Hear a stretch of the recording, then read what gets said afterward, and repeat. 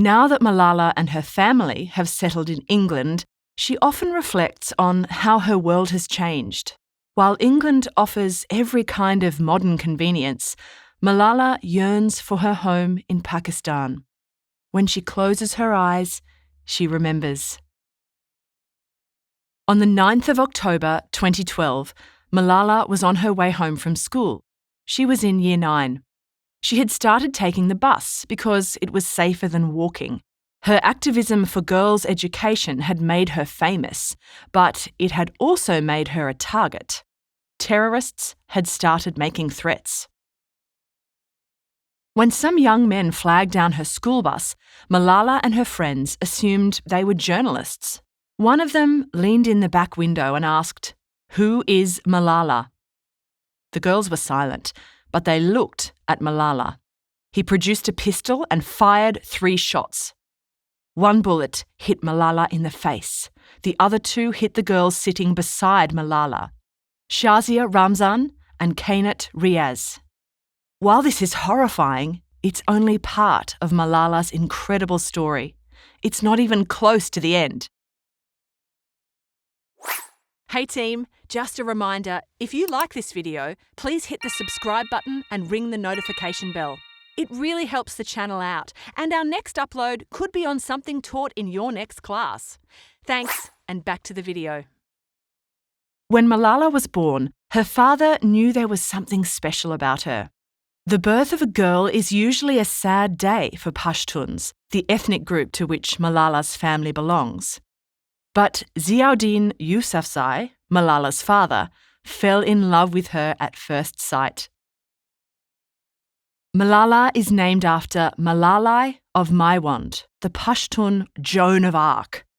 The Pashtuns are proud people with a rich history and strong values, such as Nang or honour. They are made up of many tribes spread across Pakistan and Afghanistan. Malala is from Swat Valley in Pakistan, which she describes as a heavenly kingdom. Swat was widely known as the Switzerland of the East, that is, before the Troubles came. Malala's mother, Tur Pekai, is very beautiful, and her marriage to Ziauddin is a love match, not an arranged marriage. After Malala came her 2 brothers, Kushal and Atal. When Malala was born in 1997, her parents were very poor. Ziauddin was trying to set up a school because he was passionate about education, especially for girls. But this was a controversial passion to have in a region where young women were often expected to stay inside. Not Malala, though. Her father decided early on that she was going to be free as a bird. Ziauddin was known for his determination. As a teenager, he entered public speaking competitions and won them, even though he had a terrible stutter. This was one of the few things that ever made his father, Ruhul Amin, smile. Ruhul Amin was an educated man and passed his love of learning and knowledge on to Ziauddin. Malala loved her grandfather. She called him Baba.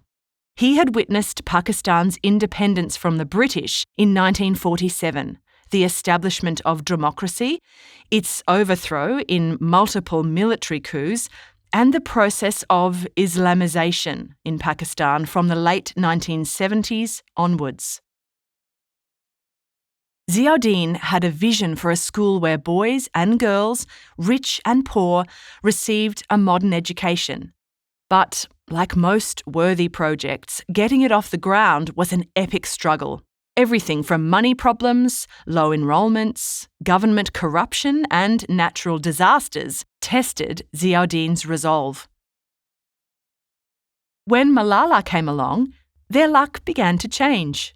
By the time she was 5 or 6, the school had expanded and Ziauddin finally started to break even. Phew! But trouble was around the corner. In neighbouring Afghanistan, the Taliban had been in control since 1996, the year before Malala was born. They had been burning girls' schools, forcing men to grow beards and women to wear burqas. The Taliban were also Pashtuns, like Malala's family, so local attitudes towards the Taliban were mixed. When Malala became worried, her father would say, "I will protect your freedom, Malala. Carry on with your dreams." What a champion! Malala was a straight-A student, but that doesn't mean she was perfect all the time. One time she got caught stealing jewellery from a neighbour. She was so ashamed, she hasn't been able to wear earrings since. But instead of blasting her at the time, Malala's father calmly invoked Mahatma Gandhi's wisdom. Freedom is not worth having if it does not include the freedom to make mistakes. In other words, even the best of us can stuff up. That's why Malala doesn't believe in revenge. Since Pashtuns are known for taking an eye for an eye, this makes Malala an anomaly. This also explains why Pashtuns rarely say thank you. In the Pashtunwali code, kindness will always be repaid with kindness. How cool is that? When Malala's family became more financially stable, they upgraded to a better home. Malala was deeply aware of how lucky she was. After seeing children picking through trash on the local rubbish heap, she pestered her father to offer them free places in his school. By that time, Ziauddin was well known in Swat, but not everyone liked him. He was outspoken and wasn't afraid to criticise the authorities. Someone even called Ziauddin lethal in public. Yikes! In the wake of 9/11, thousands of men from Swat Valley went to fight with the Taliban in Afghanistan. You could buy hero posters of Osama bin Laden, one of the FBI's most wanted terrorists, in the local bazaar. Bin Laden even stayed in Swat Valley for a year, enjoying Pashtun hospitality. Safe to say, the Taliban were getting pretty cosy in the region. How long before they started flexing their muscles in Malala's neighbourhood? Malala's family weren't fans of the Taliban. They were burning schools. But Malala was more worried about the needy children in her area, so she wrote a letter to God, asking for his help to make the world perfect. Love that ambition.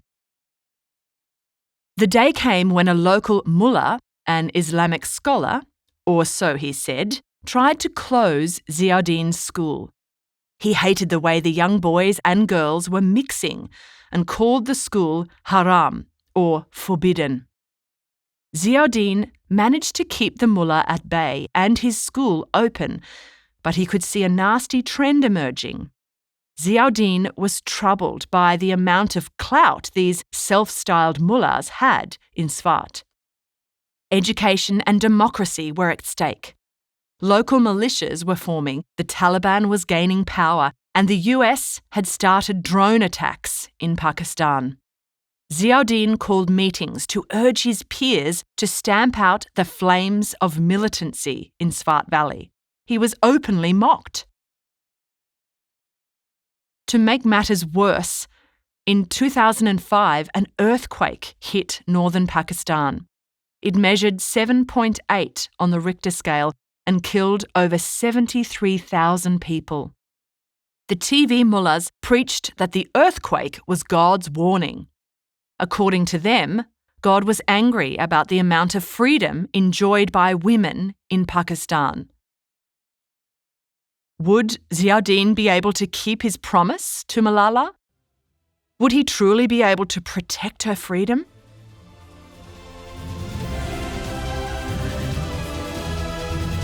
We hope you enjoyed this Schooling Online production. For more easy lessons, check out our other videos.